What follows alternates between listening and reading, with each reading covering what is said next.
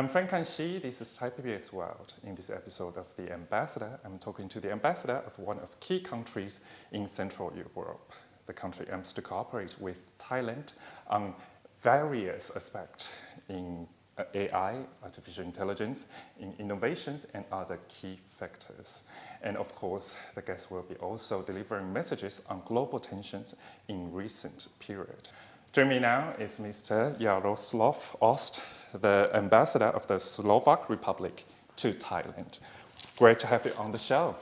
Thank you very much for having me. Yes, it's very good to have you on the show because right now, of course, we see the regional and global tensions, and of course, it's a very important year for Thailand and the Slovak Republic. So could you please, at the beginning, walk us through the situation, the initiative, and the bond between Thailand and the Slovak Republic, please?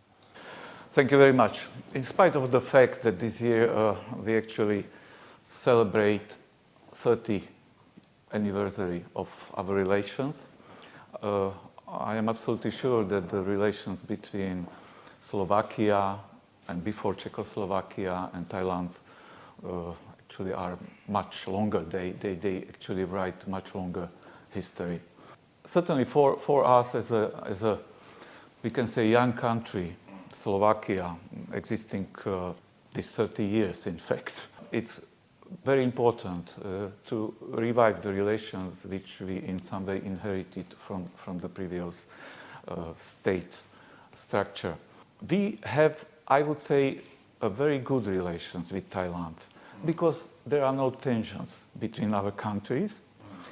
I can say they are friendly relations and we can understand each other in many fields. And I am not speaking just about the political issues and topics which actually occupied now many pages of magazines and of the newspapers and other medias. But we are talking certainly also about, I would say, relations in the cultural sphere, relations between the people of Thailand and people of Slovakia. And I can say that these relations are intensifying, step by step, but they are intensifying.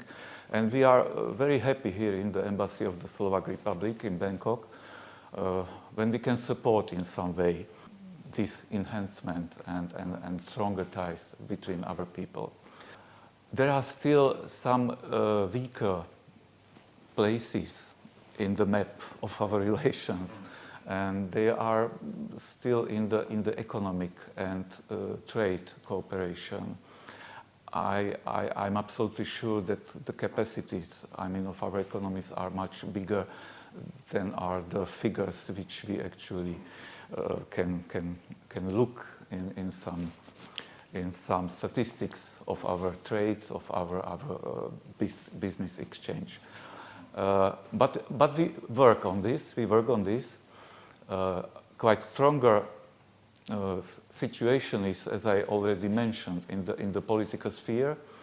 We had a political consultation between our ministries of foreign affairs, and these consultations were certainly not only political issues, the bilateral relations, the regional questions, as you were mentioning as well, because they are always very much in interest of the ministries of foreign affairs, but they are also about the economic ties which exist between our countries and searching for the ways how we can enhance them.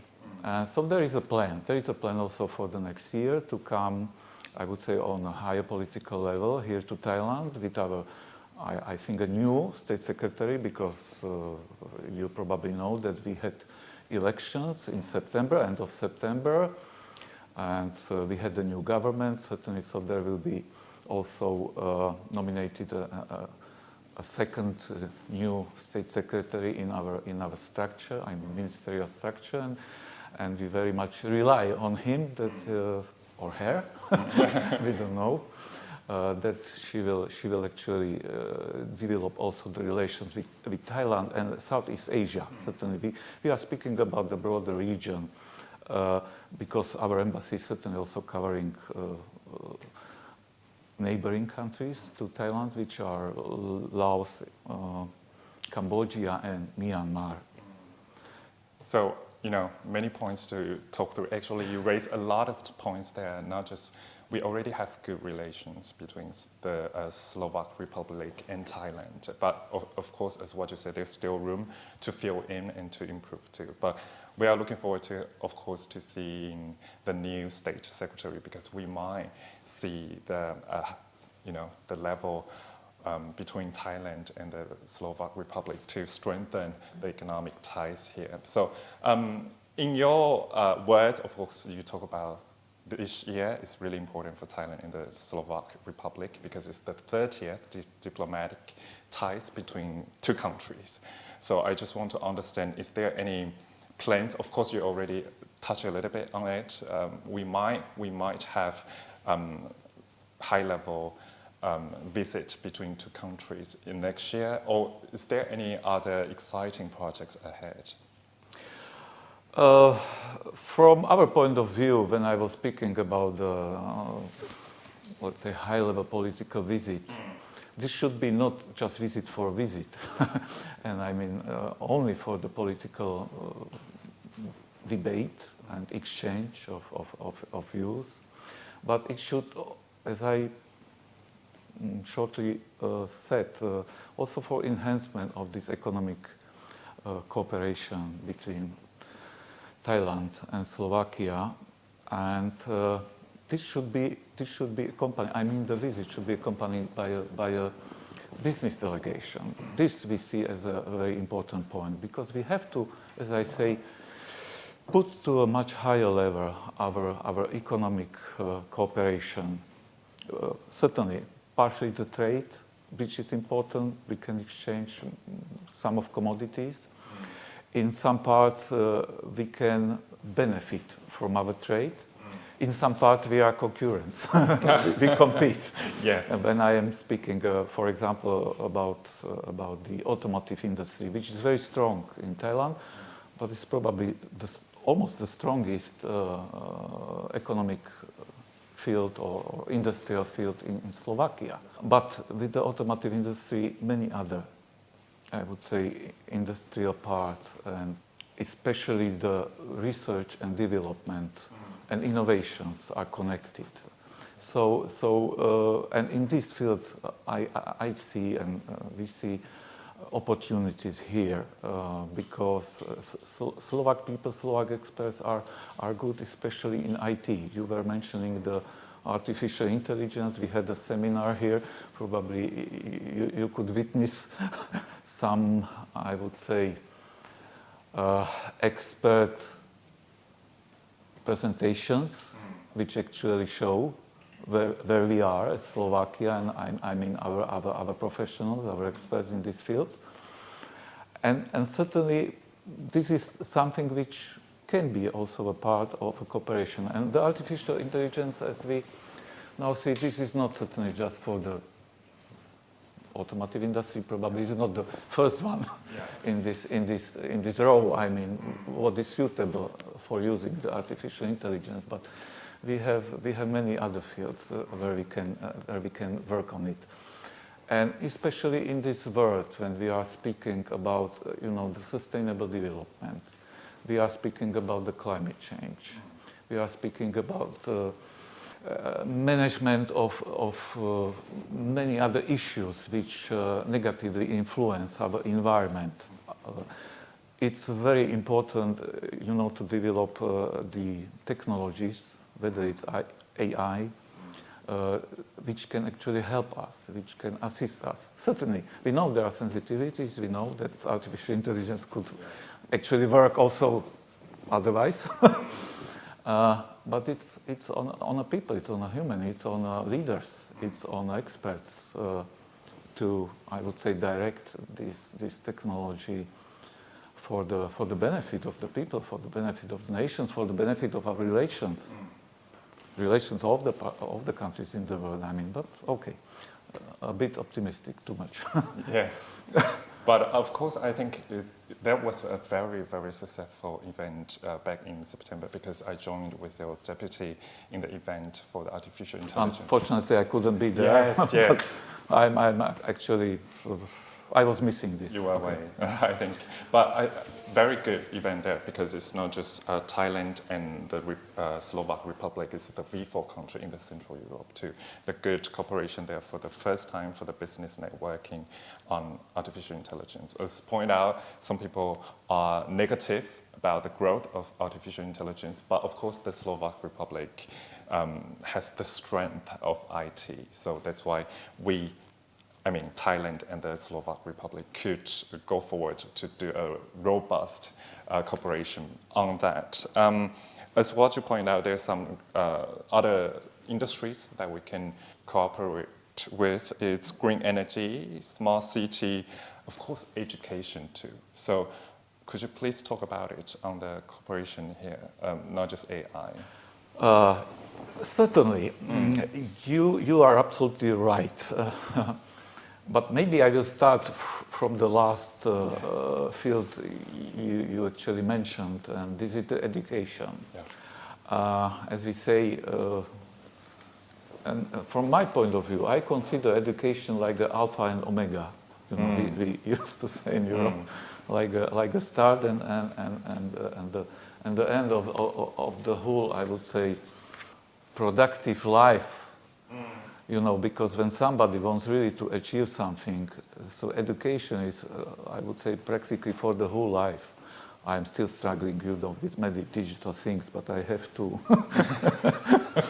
and this is also part of education. But now coming back to relations between Thailand and Slovakia, we have some, I would say, quite excellent universities in Slovakia, and we are fully aware there are few excellent universities in Thailand as well, in Bangkok, few also Chiang Mai and other cities.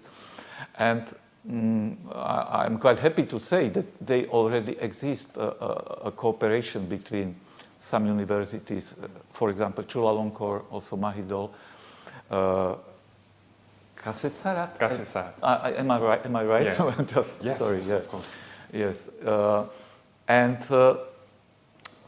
But I have a feeling they are a bit on a paper, in a memoranda.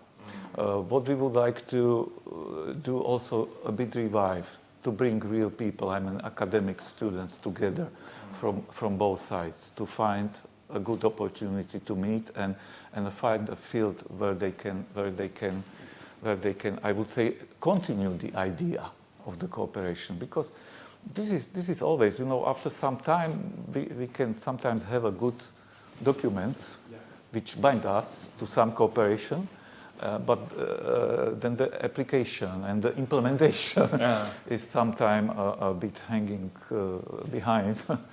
So this is what we have to do, but we have a good basis for this. And certainly this continues to, I would say, a high level, like a research and this kind of things. But maybe to mention quite a good examples of this cooperation, we had here students from, I think they were from Chulalongkorn, from the Faculty of Construction, if I am right. And they had a good cooperation with our Academy of Science concerning the concrete steel constructions. They went for Bratislava for some 3 months just to make a study, and also many people coming for making like a sort of a practice in our hospitals. Future doctors, future Thai doctors. They are interested, and there is good cooperation. We have in the city of Martin in Slovakia an excellent university, a faculty, medical faculty, which is a part to Comenius University in Bratislava, in our capital. And they are almost specialized, except preparing our doctors, for Slovak doctors, because they have their education also in English. We have hundreds of medical students from Norway and some other countries. So this is also opportunity maybe when some, let's say, Thai students, medical students, would like, to, I would say, be in a Central European environment and study, I mean, quite a good quality of medical studies. There is opportunity there in Martin, I mean, medical faculty. Actually, I graduated from Chulalongkorn University, so I understand there's a very tight bond between Chulalongkorn University and, of course, your country's university. Given that, because I was applying for exchange program, I know there are some university from the Republic, Slovak Republic. Slovakia, yes. So, of course, we already see the cooperation, very tight cooperation on education too. Not sure if you want to talk about green energy and smart city at this point. Well, green energy is I don't want to say nowadays an evergreen. We are evergreen, yes. Right. But certainly it's absolutely important. We quite closely follow, I mean, as the EU countries, because for us it's quite important. We have our special, I would say, if we can say, a green policy in Europe. That's why we are certainly following also. You have this bio-circular green economy agenda or policy, or how we can. And this is excellent. This is very important. This is certainly a preposition for our cooperation also in this field. This is a broad view. We have to go to some maybe concrete fields, to some concrete areas where we can find also possibility for cooperation for Slovakia and Thailand. For example, we are also very good in water management. There are also other colleagues from the Visegrad countries saying the same and having also the cooperation, but Slovakia has excellent expertise in this. When we are speaking about then it's also, I think, question of waste management. This is, I think, always quite important, and I think could be also to some assistance to Thailand as well with some expertise, because I know you have a lot of technologies, you have a lot of know-how. I would say, whether from Thailand or any part of the world is here in Thailand, but sometimes a good expertise, especially for application. I would say. Bringing into the practice the things which are theoretically well prepared, but then, really, I would say, proceed in this. This is sometimes not quite easy. We also struggle in our country with these things, so we are still building our know-how, still building up, taking more experience. So maybe this part as well, but there are some other fields. Maybe we can talk long about that, but I think a long time. The vital point that you mentioned about the green energy or green supply chain there is very important for Thailand, because I interviewed some, the president or chairman of Chamber of Commerce. Their concern is that the government moved too slowly, as in, actually, this is very, very critical moment for Thailand's supply chain or Thai government to transform Thai supply chain to green supply chain, as in what you said in EU regulation, there are very strict regulation on the green energy. That could be good if the Slovakia and Thailand could work on that mutually, not just unilaterally or just alone, but we can move on that. Yes, this could be, now I will say quite openly, quite a common effort of the EU, because there are certainly other partners within the EU, they are even certainly much, they have experience which is really very, very valuable.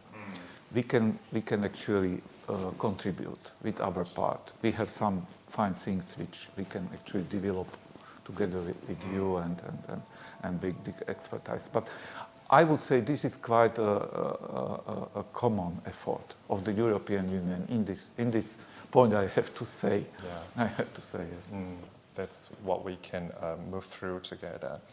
Of course, we talk about Thailand in this region, we talk about Southeast Asia, but we're also seeing global tension right now, not just in this region, also in Europe, in Middle East right now. So I just want to get your stance for these global tensions. Of course, in Europe, we see Ukraine and Russia war almost 2 years here, and we just seen another regional tension in Middle East between Hamas and Israel. So what are the stances from the Slovak Republic? And of course, we've seen anticipated tension in Asia. Not just anticipated, we just seen the tensions in Myanmar too.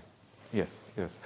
Well, start maybe with Ukraine, because this is for us very close. As you know, Slovakia is bordering to Ukraine, and certainly that the Russian aggression against Ukraine caused that many Ukrainians actually flee from the country.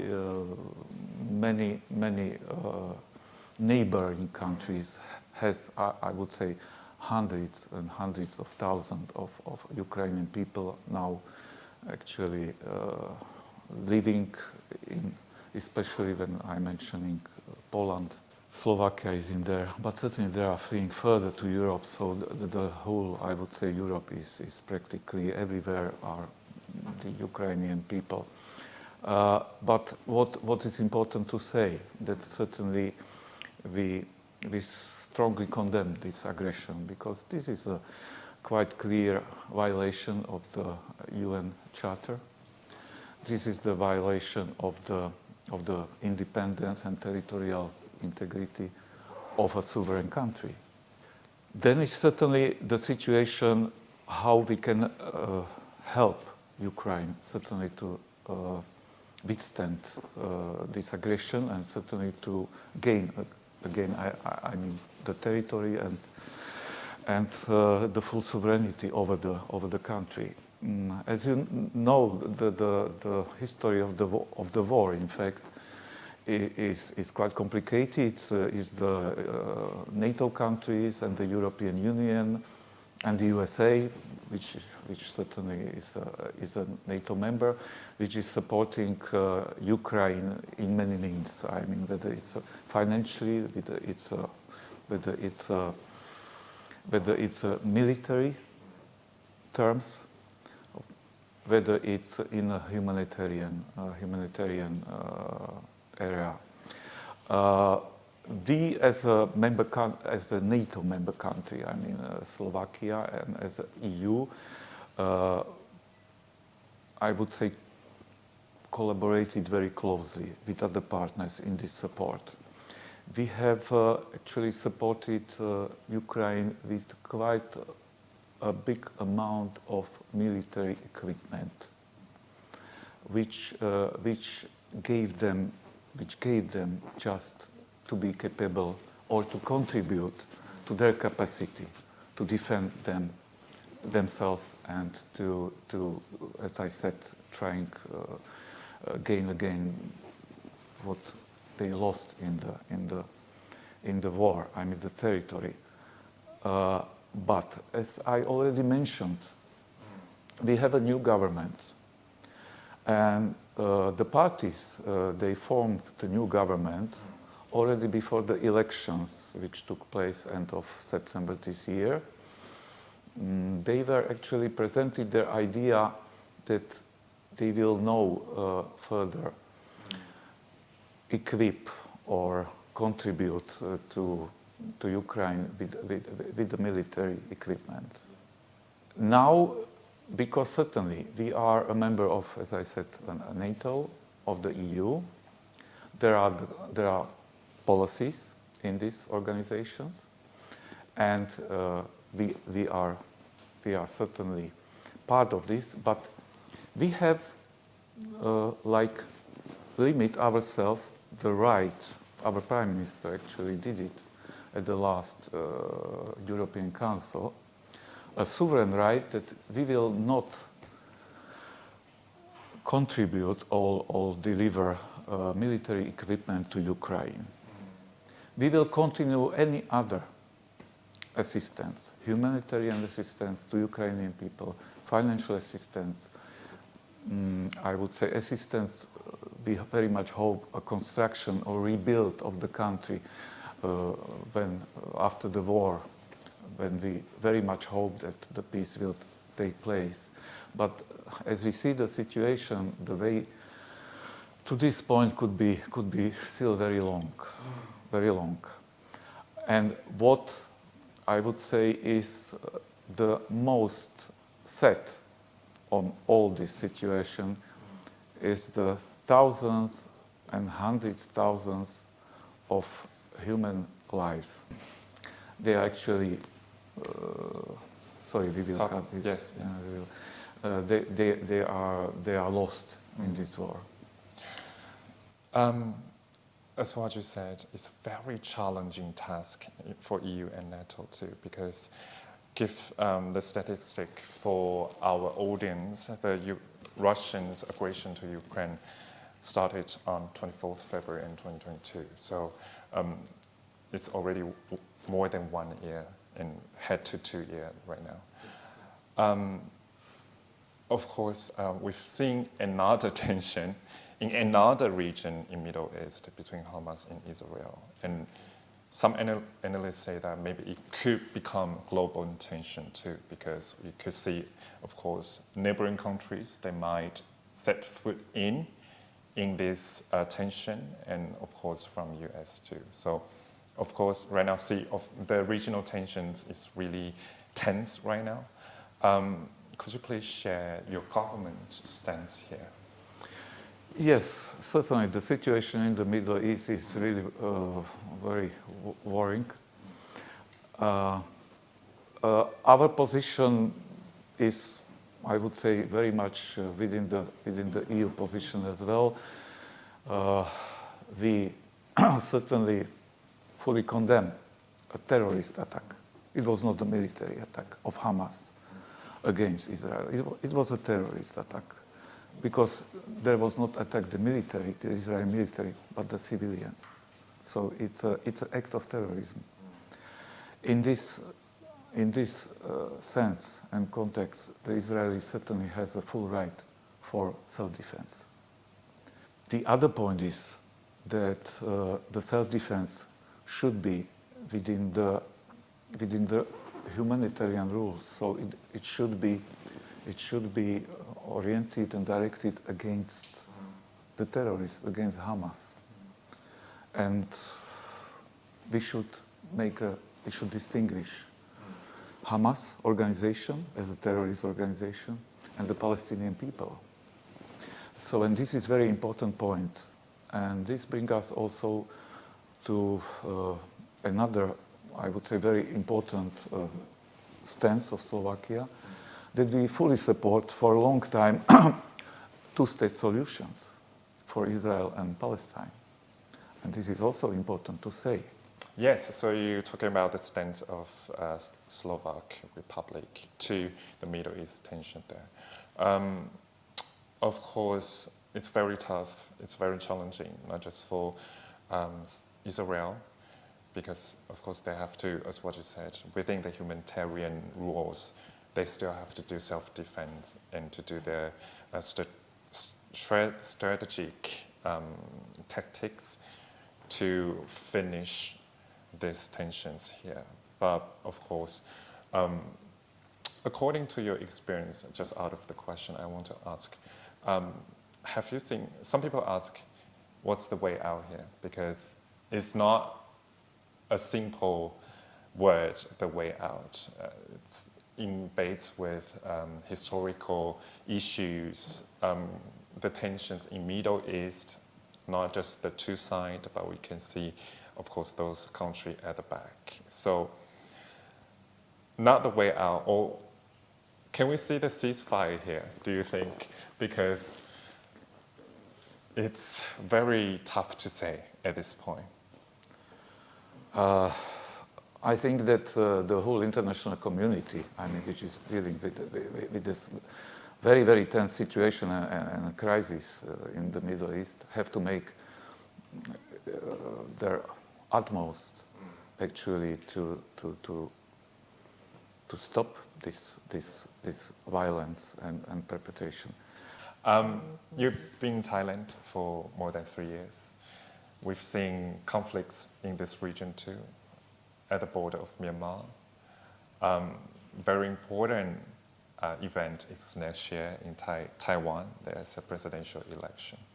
So could you please give us a sense about the tension here and how would you react on it? I have to say that we are occupied, and now I'm not speaking just about the Slovakia or the Slovak foreign policy, but again a bit broader,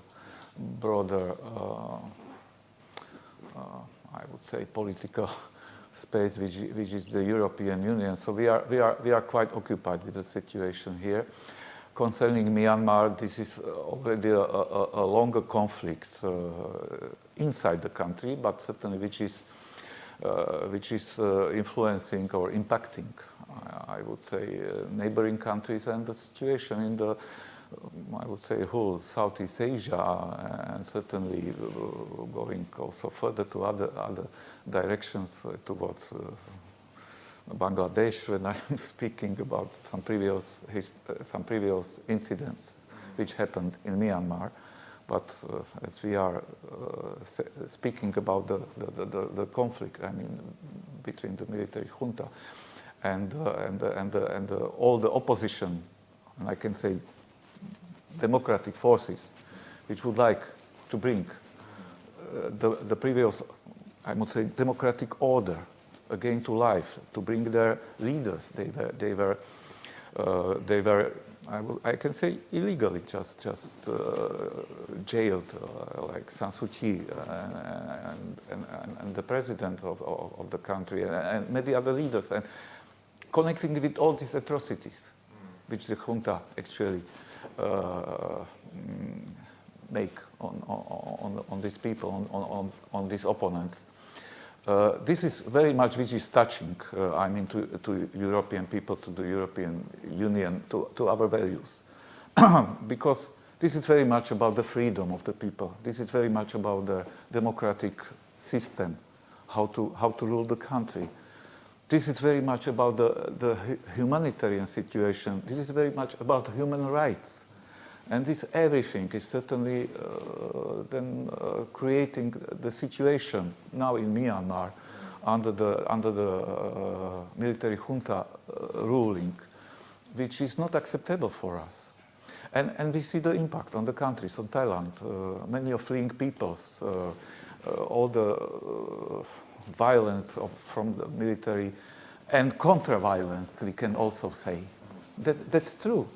But that is unfortunately, I have to say, normal when the people are struggling, fighting, whether for their freedom, for their values they would like to follow in their lives, for the country, for their independence. That is everything. For the human way of life, just live as a human being, not as a kind of slaves. And this is very important. So from the EU side, our side, there is a full support for these forces. Certainly, there is a structure, the national unity government, which trying to put together all the ethnic groupings, all the opponents' forces, having their policies. But we understand it will also be still a long way to go to come to this, to the solution, I mean, of the crisis. But then the position which we still emphasize, ASEAN should probably do more. But we understand there is an internal policy, internal thinking, values within the ASEAN, which in some way put even inside the partners to some, I would say, not quite understanding how they should proceed. But I mean that the situation in Myanmar is really requiring a bit more I would say, assertive approach. As what you said, abnormality in Myanmar right now becomes normality, as in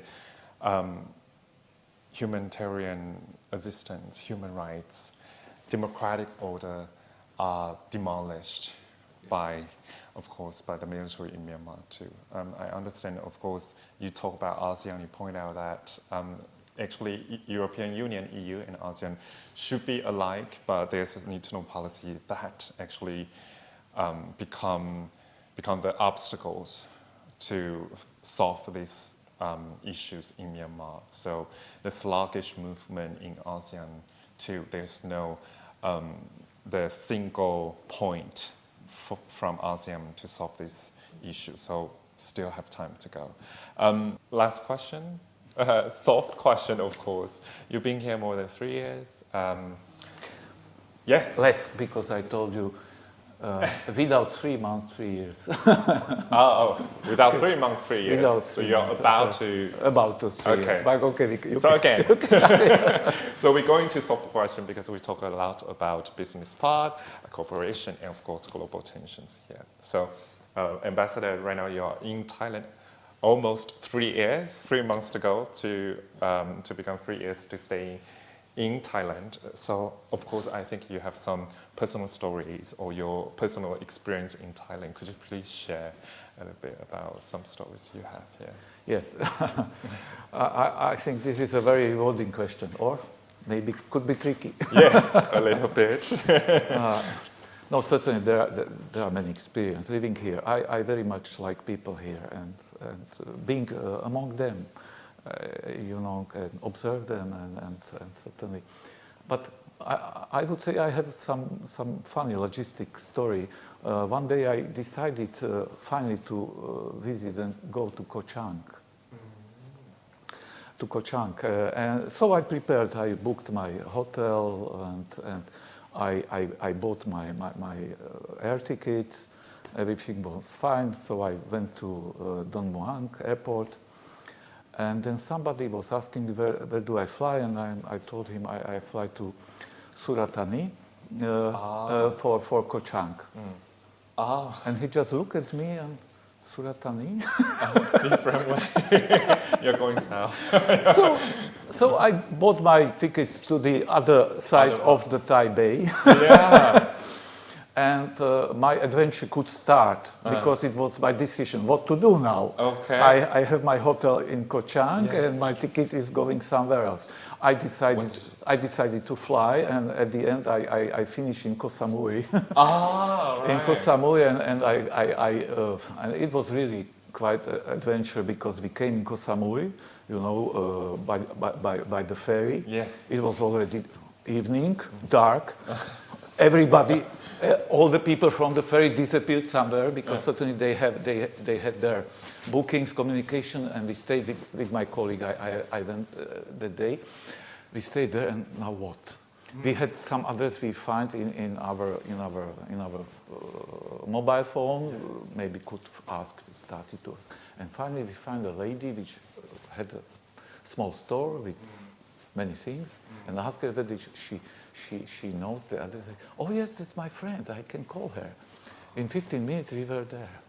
It was so quick. It was so perfect that we had excellent holiday there in Koh Samui. So sometimes you can such a mistake can actually change into. Was that your first time in Koh Samui? It was my first time in Koh Samui. Right. So very adventurous trip, actually. Quite adventurous, but at the end quite funny. That's nobody knows. Trip. That is good. Next time I plan it through track. Yes. Next time, please book the right ticket to the right place.